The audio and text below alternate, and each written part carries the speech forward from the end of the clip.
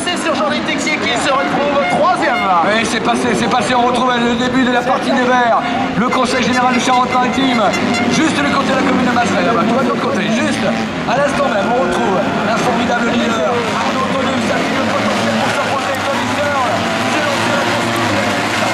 Derrière, on a le numéro de Texier, autour de le choc,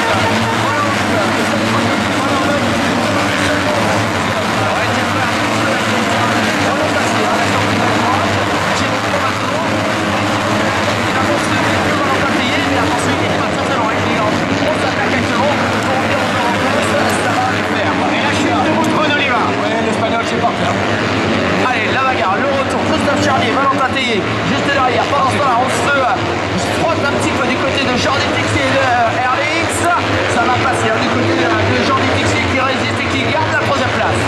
Jordi Texier en troisième position sur le podium, vous l'avez dit, mais attention, Tommy Searle va être très menaçant, sans doute. On peut penser qu'il a un potentiel légèrement supérieur à Arnaud Tonus, mais on ne sait jamais.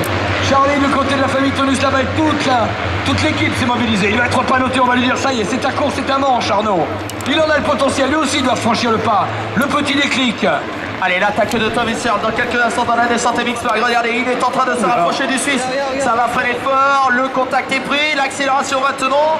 Ah, ça va être un peu juste, mais le Suisse qui tient bon. Ah non, mais tiens bon, il a été parfait, Arnaud, il a été parfait, il a sauté 10 mètres plus loin. Il a freiné très tard, il attaque comme peut-être il ne l'a jamais fait encore depuis le début de saison. Allez, Arnaud Tonus avec un papa, ancien pilote, avec un entraîneur, Didier Rochette. Il s'occupe de lui. Arnaud Tonus fait une superbe course, mais regardez derrière. Attention à Tommy Searle quand même. Tommy Searle, lui, il est là depuis le début de saison. Il squatte les premières places à chaque fois. Oui, alors c'est pas le plus comique du paddock, c'est clair, mais alors par contre, sur la moto, là, tout le temps, vraiment, c'est une machine de guerre, Tommy Searle. C'est qui attaque à la sur Jordi Texier. Il vient de perdre sa troisième place. Pardon, c'est derrière Texier qui revient par ce là. C'est une question de chronologie de timing. Évidemment, c'est ne va pas être noté par Jordi Texier aussi. Ça, c'est le coéquipier du team officiel. Donc il va sonner la pilote de Ferrari. Ce matin, il était du côté de Jordi Texier. Il est leader du championnat du monde. C'est le favori, c'est le pilote de pointe, ça défile. Pendant ça, la Tommy Searle qui est toujours en contact, qui est en train de travailler Arnaud Tonus. L'accélération sur le triple qui est redoutable. Pour l'instant, le manoir entre les deux amis va produire. Vanderbeek, Airlix, il y a encore Texier, 5ème. Record sur le Roland qui fait le bon effort.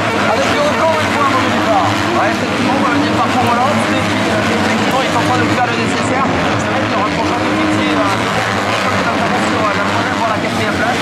Airlix et Vanderbeek sont en train de mettre la machine à gagner en avant. Ils sont en train de revenir notamment sur le Suisse. Manoir, son de retour de Valentin Tellier, le numéro 37.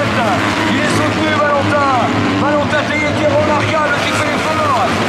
Il poursuit bien sûr derrière. Valentin Tellier qui se bat comme un lion, qui arrive à être porté. Vous pouvez en être sûr en quelques minutes. Il y a Nicolas Charlier dans le pardon, Nicolas Charlier. Effectivement, Christophe Charlier qui lui est en train de revenir actuellement sur Johan Roland, qui a un petit peu perdu sur ce dernier tour. Et pourquoi pas aller chercher une place supplémentaire du côté de Christophe Charlier qui est en train de faire un week-end GP France extraordinaire en tout cas. Ouais, il continue sur sa lancée, un podium lors du dernier Grand Prix. Christophe Charlier il est encore présent dans le top 10, c'est du positif. Arnaud Tonus deuxième, le leader c'est Tommy Searle. Auriculaas qui a chuté, qui est arrêté. Auriculaas est out. Et attention derrière, à l'arrivée de l'Armada KTM, puisqu'ils se suivent les pilotes officiels. Jérémy Vanderbeek, Jeffrey Airlix, Jordi Texier. Joël Roland qui lui ne porte pas les mêmes couleurs, équipe allant avec Christophe Charlier, Valentin Tellier, Max Enstein 9ème, 10ème, Jake Nichols, Alessandro Lupino, le pilote transalpin avec un excellent 11ème, un 11ème créneau si j'ose dire, 11ème position en tout cas, 12ème Larsen, Petrov 13, 14ème Loïc Carniol et le Julien Hiver 15ème position. Allez, on va ça. Pendant ce temps-là, les leaders qui sont revenus du côté de l'écran de départ avec, c'est confirmé, le retour de Alex Vanderbeek sur Arnaud Tonus qui commence à se trouver notamment face à la première place, Tommy Searle qui quitte le terrain et qui commence son travail de sabre pour s'éloigner le plus rapidement possible de Alex et Vanderbeek. Avec Jeffrey Airlix là qui fait un vrai effort pour remonter. Parce que dans ces conditions-là, ça serait pour l'instant Tommy Searle qui marquerait plus de points que Jeffrey Airlix. Et ça, il n'en est pas question pour le pilote KTM.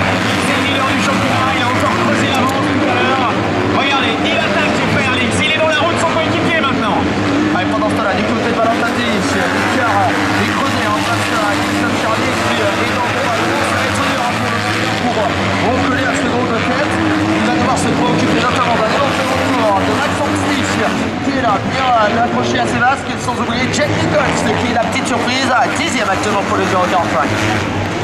Avec Jack Nicholls qui lui aussi peut tourner beaucoup, c'est un Britannique à suivre bien sûr. Allez, Encore le tour pour Tommy Searle. Ça ne laisse pas une 42 512. Il a une seconde de mieux que Monsieur Arnaud Tonus. Et Jeffrey Herlings ne roule que, si j'ose dire, en 42 793.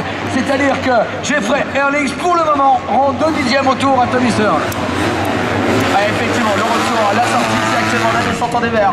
Passage à la Charente-Maritime, toujours l'avantage Tommy Searle qui a creusé un écart conséquent. C'est Arnaud Tonus qui, me semble, est en train de commencer à craquer physiquement parlant. Et Herlings qui revient très très fort actuellement. Allez, ça attaque fort. Les pilotes qui reviennent sur Arnaud Tonus. C'est Herlings qui est 3e. 5 pilotes en 4 dixièmes de seconde sur leur meilleur tour. Les 5 premiers sont en 4 dixièmes de seconde sur leur meilleur tour. Herlings a fait le contact, c'est Herlings sur l'extérieur là-bas. Le pilote KTM officiel qui attaque Arnaud Tonus. Le freinage, attention en bas. Oui, il est bien, Arnaud, il est bien, Arnaud, il va pas non plus là. Il va pas faire n'importe quoi, Arnaud Tonus, il est surtout, il est porté. Herlings, magique, Van Lambert qui est comme en premier rang justement pour ce catch. J'en ai fixé, ça va donner au mieux, relance de revers part comme il le faisait tout à l'heure. Charlie est lui qui se va, et Valentin Tellier malgré son manque de préparation, malgré la souffrance, malgré la douleur, malgré le manque de conditions physiques, il est héroïque Valentin. Ah, effectivement, Christophe Charlier qui est en train de revenir, c'est confirmé sur Joël Roland. Dernier tour. On rappelle le record du tour, toujours détenu par Tommy Searle. En 1:42.031. Je voulais encore vous donner une petite idée en 44. Il a de la marge. Hein. Il est capable de le remonter si nécessaire, Tommy Searle. Le défoncé, on a Jordi Texier donc 5e. Ensuite, Valentin Tellier 2e. Romain Febvre, il est 13e actuellement. Il est magique, Romain. Et dans les poids, on a aussi Jason Clermont et Arnaud Tonus qui est dans les poids à la 18e place. Regardez Roland encore une fois. Ah, effectivement, Arnaud Tonus qui en plus est un copilote de choix en la personne de Tommy Searle qui ouvre littéralement la voie qui va peut-être lui permettre d'aller chercher une place supplémentaire. Allez, Roland, il est tout près maintenant de Rollerbeck. Roland tout près de Rollerbeck qui va 4 tours. Le temps exactement, le temps s'il te plaît. 3 minutes de tour. Donc on est à 3 tours. Prochain passage, ce sera 3 tours.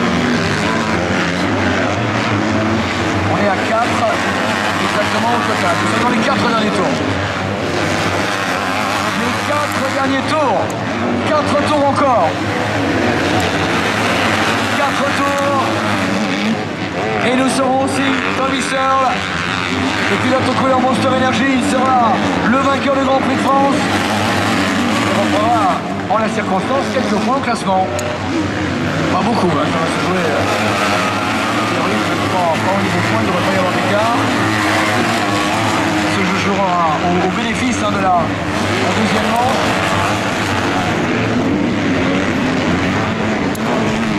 Pendant ce temps-là, donc Tommy Searle qui continue son travail de sable, il est en train tout simplement d'aller chercher une victoire en émérité après un départ incroyable.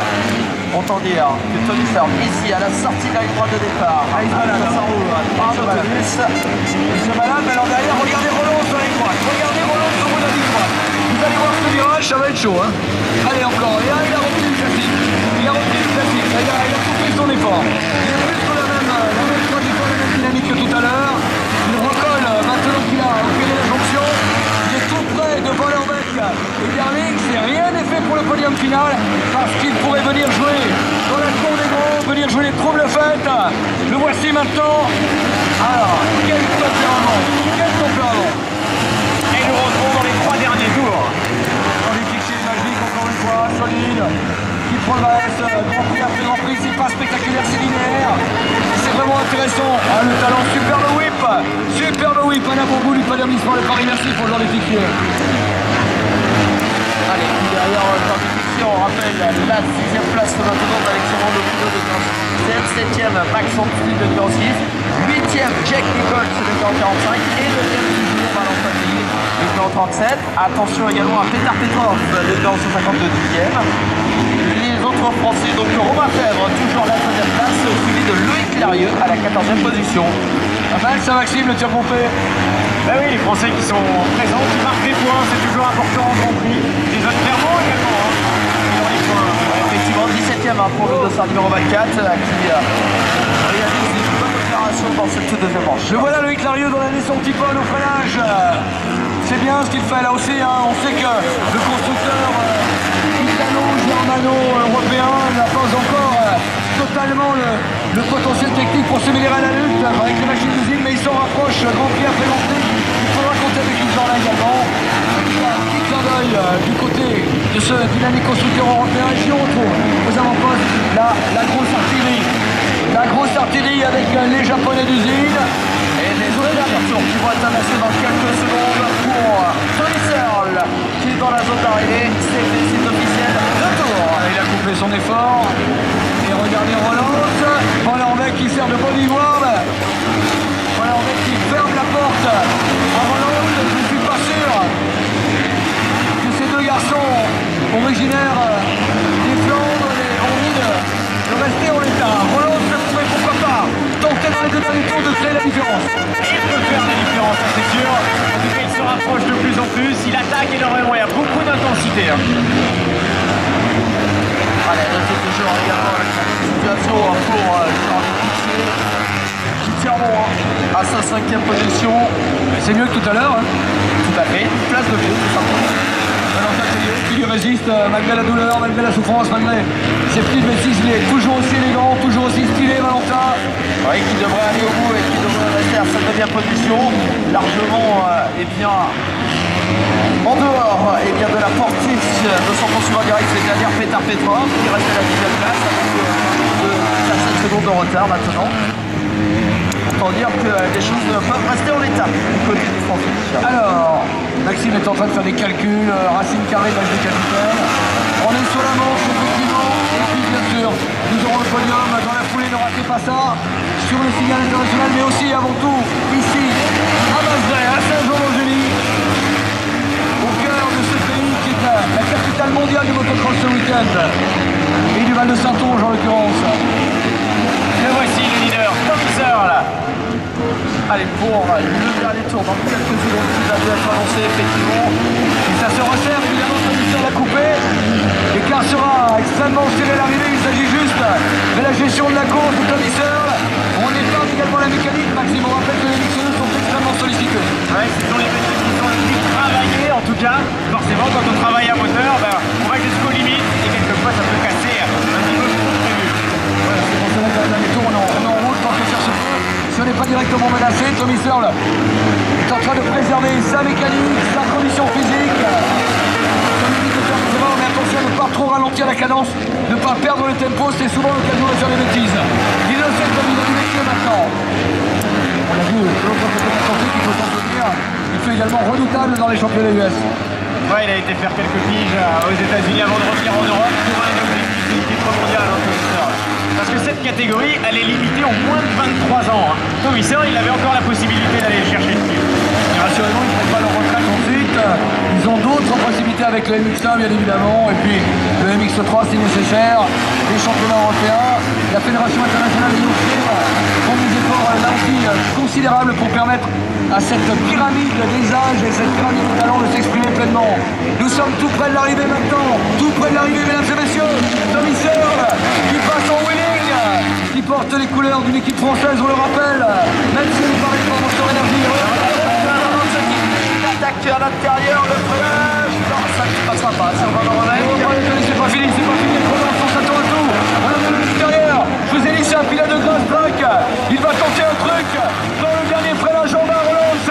Peut-être ce freinage-là, il va peut-être tenter quelque chose à moins. Oh, que ça va être fort. Ah non, non, il a été très bon, voilà, mec. Il a résisté, il y a une chute. Dans la partie, c'est pas Boutron encore. Allez, la victoire en attendant pour Tony Searle. Le deuxième, Jeffrey Harris, troisième en Euromec et le quatrième, Johan Roland, qui a été au bout du bout pour aller chercher cette troisième position. Il est congratulé par son adversaire du jour. On reste ensemble, évidemment, ça va être très vite maintenant. Le classement provisoire, on va laisser Benoît égrener les places. On se retrouve sur le podium. En attendant, qui vient de franchir la semaine d'arrivée. Premier pilote français avec une place de 6 en première manche, une place de 5 ici.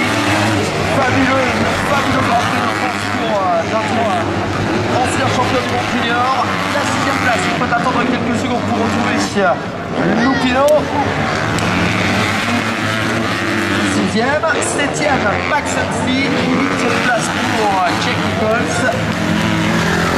Alors, Patrick Ferrix, dans les se peut dire de cette envoyé spécial, très spécial. Il en reste plus que alors Patrick pour aller chercher la 9e place, c'est fait. Et 10e, ce sera pour Petar Petrov, numéro 152. Voilà, quelques toutes petites notes de musique si on a une possibilité.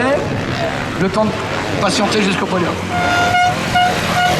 Je vous rappelle surtout que la manche mixte se prépare, que vous avez d'autres rendez-vous, puisqu'à la fin de la manche mixte, vous serez nombreux à nous quitter. Ne ratez pas le site international de la mort, bien sûr, le 20 juillet près de Toulouse. Le 14 août, c'est très important pour vous ici dans cette région, la Tremblade. Le championnat de France de Supercross. Le 10 août, quelques jours plus tôt, à côté d'Osgore, à Tyros, un énorme freestyle motocross à ne pas rater non plus. Du côté du Team Bad Racing. Le 13 juillet, les championnats du monde de Grass Track, du côté de Marmande, dans le Lot-et-Garonne. La finale du championnat du monde de Supermoto au mois de septembre sur le circuit de Carole. Le Grand Prix de France de Zaïd du côté de la Capelle Marivage, 14 et 15 août. Allez Francis, je suis avec le meilleur représentant français dans cette catégorie NX2.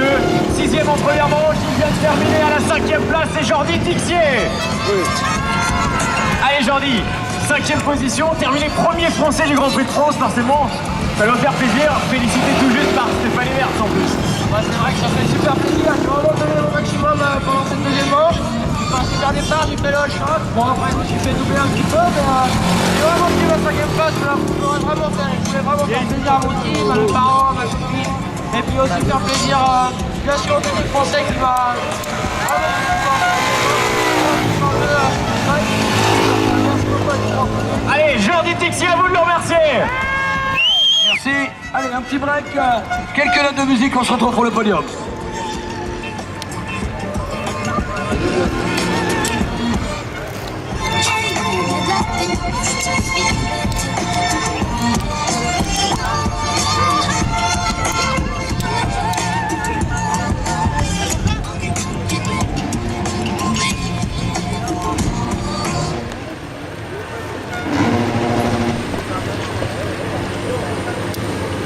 Allez, on se retrouve dans quelques instants pour le podium. Le temps de choisir une programmation musicale de façon à respirer, tranquille.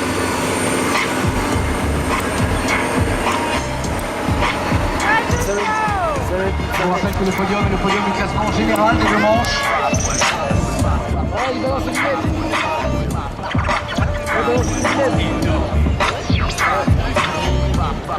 Yeah.